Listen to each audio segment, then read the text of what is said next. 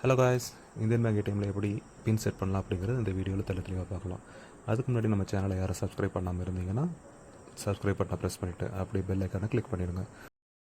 நம்ம pin set பண்ணலாம் அப்படின்னு சொன்னோம்னா ஃபஸ்ட்டு ஓடிபி ஜென்ரேட் பண்ணணும். ஓடிபி ஜென்ரேட் பண்ணுறதுக்கு உங்களோட அக்கௌண்ட் நம்பர் அண்ட் ரிஜிஸ்டர் பண்ண மொபைலை வந்து கையில் எடுத்து வச்சுங்க. அப்போ தான் நம்ம ஓடிபி ஈஸியாக ஜென்ரேட் பண்ண முடியும். நீங்கள் ஏடிஎம் கார்டை இன்சர்ட் பண்ணணும். இந்த மாதிரி லாங்குவேஜ் ஆப்ஷன்ஸ் உங்களுக்கு வரும். இந்த லாங்குவேஜ் ஆப்ஷன் நமக்கு இப்போ வந்து வேண்டியதில்லை. கீழே லாஸ்ட்டாக பார்த்தீங்கன்னா ஜென்ரேட் செட் பின் அப்படிங்கிற ஆப்ஷன் இருக்கும். அதை கிளிக் பண்ணுங்கள். அதை கிளிக் பண்ண உடனே உங்களுக்கு வந்து அடுத்து ஜென்ரேட் ஓடிபி செட் பின் அப்படிங்கிற 2 ஆப்ஷன் காமிக்கும். அதில் ஜென்ரேட் ஓடிபி அப்படிங்கிற ஆப்ஷனை கிளிக் பண்ணிடுங்க. இப்போ உங்களோட ஃபுல் டிஜிட் அக்கௌண்ட் நம்பரை டைப் பண்ணிவிட்டு கரெக்ட் ஆப்ஷனை கிளிக் பண்ணிவிடுங்க. அதை கிளிக் பண்ணதுக்கப்புறமா திரும்ப ரீஎன்டர் யுவர் அக்கௌண்ட் நம்பர்னு ஆப்ஷன் வரும்.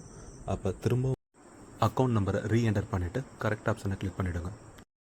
அடுத்த பேஜில் உங்களோட name, account number, mobile number எல்லாம் கொஞ்சம் ஹைட் பண்ணி காமிக்கும். அதெல்லாம் கரெக்டாக இருக்குது அப்படின்னு சொன்னோம்னா கன்ஃபார்ம் பட்டனை ப்ரெஸ் பண்ணிவிடுங்க. டிஸ்பிளேயில் இந்த மாதிரி ஒரு மெசேஜ் வந்துருச்சுன்னு சொன்னோம்னா உங்களோட ஓடிபி உங்களோட மொபைலுக்கு ரிசீவ் ஆயிடுச்சுன்னு அர்த்தம். ஏடிஎம் கார்டை திரும்ப நீங்கள் ரீஇன்சர்ட் பண்ணிட்டுன்னு சொன்னீங்கன்னா திரும்ப உங்களுக்கு இதே மாதிரி ஆப்ஷன்ஸ் வரும். இதில் ஜென்ரேட் செட் பின் ஆப்ஷன் கிளிக் பண்ணிவிட்டு செட் பின் ஆப்ஷனை கிளிக் பண்ணிவிடுங்க.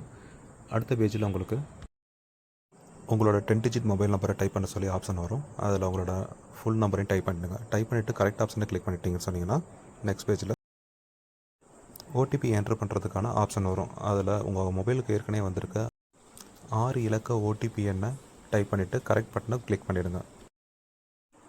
அவ்வளோதான்.